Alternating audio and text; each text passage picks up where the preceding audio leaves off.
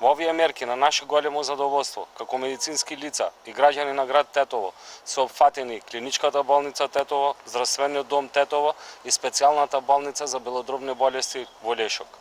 Во овие здравствени институции ќе бидат обезбедени 290 нови апарати во вредност од околу над 2 милиони евра.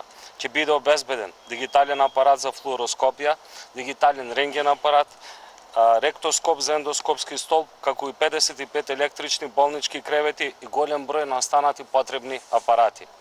Преку овие мерки ќе се подобрат условите за работа во болниците, а со тоа третманот на нашите пациенти ќе биде на повисоко ниво. Замената на старата опрема со нова ќе обезбеди ниво на здравствени услуги кои ќе можат да се носат со задачата како и приближување на истите до најсовремените напреднати здравствени системи. Почитувани сограѓани, ова е траен капитал за сите генерации на здравствени работници. Со ова ВМРО-ДПМН како политичка партија се потврдува себе си дека е главен носител на сите позитивни реформи во секој сегмент на општеството.